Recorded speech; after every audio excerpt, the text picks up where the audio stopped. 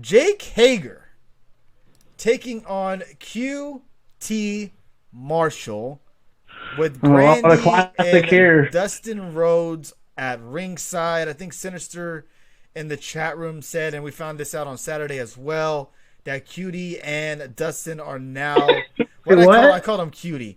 QT is now a tag team with Dustin Rhodes. It looks like Brandy's going to be their manager as well.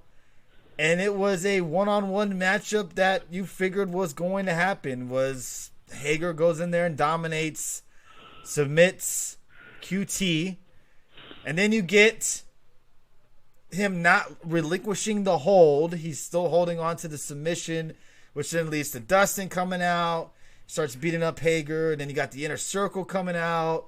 Then you got one of the Young Bucks coming out to save the day. And then you have Cody coming out to save the day, and he gets smacked with a chair. And I think this is all pretty much leading up to Blood and Guts, which next week they announced that we will find the rules out for Blood and Guts. So I'm interested in You that. think you know them, you don't. But what did you think of the match and the ending segment where we saw drunk ass Adam Page? Yeah, that was the best That part. was, man, him coming out there and stumbling and making his way out to the ring and clearing house. And then right when you think him and the Young Bucks are cool again, he gives him the old finger and walks away. And which is, hey, huge props to Adam Page, especially with all this crazy coronavirus and all this shit. Him going up to a fan and drinking a beer that someone drank out of, like it was almost done. Risky move there, Cotton. So, You don't think these people are plants that he's taking beer from? I don't think they're plants. I mean, they could be for all we know, but That'd be smart to do instead of never know what someone's doing. Have plants in the audience that have beer. But hey, man, he is definitely one of the most over guys in AEW. And I know they've been teasing him possibly turning on Omega, and I don't even know how they would make that happen with him not getting cheered, because I just feel like the crowd just loves him so much. I don't know how it could actually happen. But that was the best part of the whole segment. Was him coming out there drunk, stumbling, and still being able to perform like he did and taking out the whole Inner Circle. Dave, your thoughts? The match, I'm like, are you fucking serious? This is AEW Dark written all over. This match is terrible. But they had other stuff going on, so I'll give it a little bit of a pass. Better than Chucky out there wrestling. But, hey, do you think Chucky tried?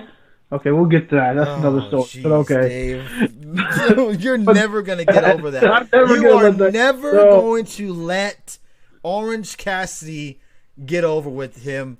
69 viewers. Thanks for him saying that he's going to try. That really grinded your gears there, didn't it? Did. But this was okay. I mean, I like Tony's boy, Cutie. He's not bad. He seems like your average, like, just wrestler. He's like the Al Snow of AEW, right? You can go out there. Al Snow's a little better, but go yeah. out there and have jobber matches. Make the other guy go over. Him and Brandon Cutler should be a tag team because they'd be the jobbers. But yeah, the whole segment is set up. I thought someone was gonna come out and attack Cody, and that was gonna be the whole Jake situation. But yeah, we digressed and got all the other crap going on. And then here comes Paige doing his awesome shit and just stumbling down like you thought. Come on, everyone had to think that he was gonna maybe take a shot at one of the Bucks for a minute and go after Nick or Matt or whoever that was out there. And look, I gotta give Bob Aruski on Twitter said, I think he summed up AEW Dynamite tonight. The matches weren't the greatest, but the in-between segments were great. And they were. And I have to agree with him on that. The matches that we got tonight are not matches that we're going to go back in history and talk about 5 weeks from now or even tomorrow. But the segments in between and what happened after matches will get you talking, because stuff tonight is some interesting stuff happened tonight. Anything else you want to talk about in that match? Yeah, really quick. now it seems like Cody Rhodes is now playing the role of Jon Moxley. Because now he's going to take on the tag teams of the Inner Circle and beat them by himself. So they're just now with Santana next week or Ortiz, one of the two. So it's like, what the hell? They go into these guys to build this blood and guts because you actually have two ways they can go. They can have a team Cody and a team MJF, or they can have a team Cody and a team Inner Circle. So there's that's what it seems like they're going. I think this is where they can go with it. I think this is where Jake's guy is going to show up at. So you think they're going to wait that long? It's only a couple weeks. It's not like it's a year away. When is Blood and Guts? You say like the 25th? Like what? 3 weeks away? Okay, so you're just going to keep having Jake the Snake come out every week and keep. I don't think he's showing up every week unless he got promos and doing all that. This is what Denver got. Some cities got better matches. Yes, Richie. Unfortunately, yes. Penelope Ford should be utilized more. She was great in AEW Dark. That I agree with you as well. I think Death Triangle will be involved versus Beth's friends. Yes, that seems like that's going to be a potential. Not in the cage match, no. No, not in the cage, but they could be inside it. They could be on Team Cody. Who knows? See, I think it's going to be like Cody and the Bucks and Omega and Paige versus either the Inner Circle with maybe someone else. I don't know how they're going to do that. Or maybe a surprise. Or maybe those two old dudes are going to get together and put a team together. Because we also heard from Tully Blanchard tonight, too.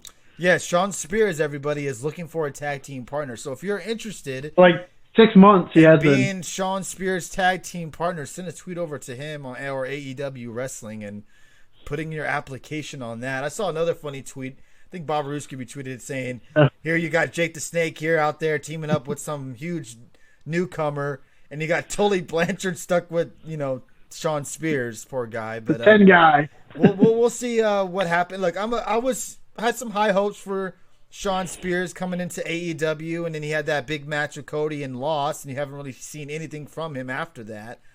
So we'll see if this brings anything into light with him.